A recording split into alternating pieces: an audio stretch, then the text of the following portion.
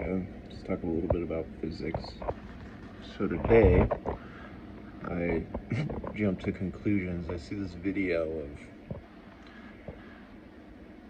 what the heck is that thing called? A detonation, rotational detonation rocket engine. It's not actually like a jet engine, right? So I see that, I'm like, I have this theory of how we could potentially make a ramjet that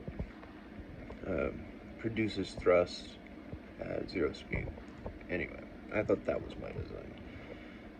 My brain then just goes back on this huge tangent, and I tried to just have a down period to let my brain rest.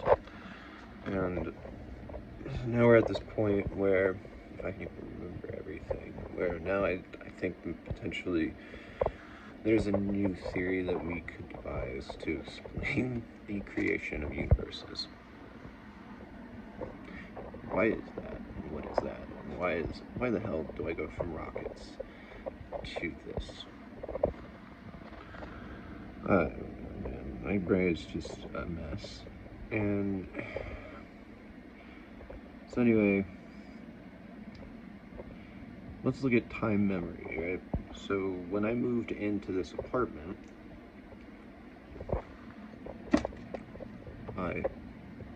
I was sitting playing guitar, and a box in front of me moved on its own. It just rotated, and I witnessed it. I'm not making it up. But anyway, I had no reason to make that up. Like, why would I make that up? Anyway, so I've noticed some weird things in my past too that are kind of unexplainable, that led me to gravitational field mirages, thinking about that potentially is that we are living in a specific type of frequency of overlapping realities, and that rotating box it set down a path that led to, which is already a theory of how information can be stored in quantum atmospheres. So when you look at all of matters, just don't even envision particles and nuclear physics.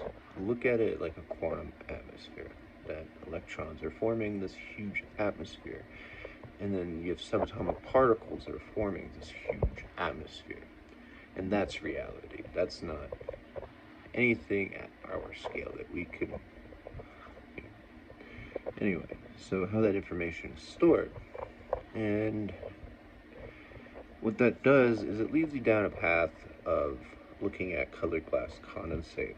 So as you travel at the speed of light, the only way that I could understand what that does to matter is based on how electrons, if they still orbit the nucleus of an atom. So go back to nuclear physics, don't look at it like quantum atmospheres, look at it like particles moving. What happens to the orbit of the electron? That eventually at the speed of light, the electron, is trapped perpendicular to the nucleus. Why would colored glass condensate happen? I would always say that it meant that matter disintegrates, right? But that, what is going on with my light all of a sudden? Anyway,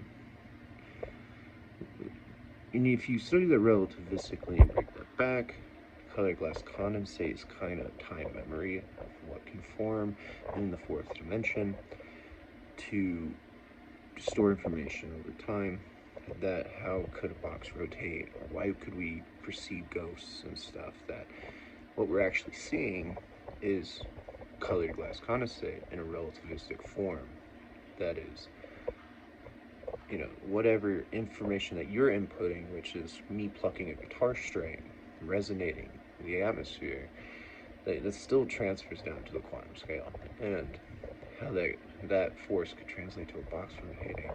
It's fantastic to assume or to even imagine, but weird things do happen, and you got to know how to explain this. Anyway, so why does this translate to how universes can form? Is that once you go back up to the colored glass condensate scale, now let's incorporate the double slit experiment and look at what sort of frequency patterns or this is just so distracting. What is it called? The wave pattern, the interference. There you go. How interference patterns at the quantum level can make colored glass condensate, because otherwise, wouldn't particles, once you slow them back down, why are they still forming back into matter, or do they just disintegrate and destroy? Well, potentially, what this means is that if we don't have a Big Bang Theory, which there's a lot of contradictory points to all the theories of the foundations of the universe. I'm just trying to summarize all this fucking information in my brain really shortly. That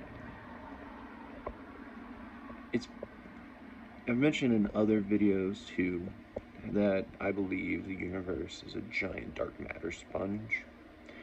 So it's, it's sort of expanding, bubbling out, all this stuff. That if there is an interference pattern that forms when traveling at the speed of light to disrupt or destroy matter, relativistically, that means then there could be an opposite interference pattern that can construct matter and particles. And so as this dark matter sponge is doing whatever it does, one universe, just imagine like a hole in like your sponge that you have for cleaning dishes, one of those pores in there, is we are like a supercritical gaseous state of matter or is it supercritical fluid? Yeah, supercritical fluid, right? So we are in that sort of state that forms universes. So that would explain why the universe is expanding, right? So as it expands, you have all this fucking energy that starts off as colored glass condensate.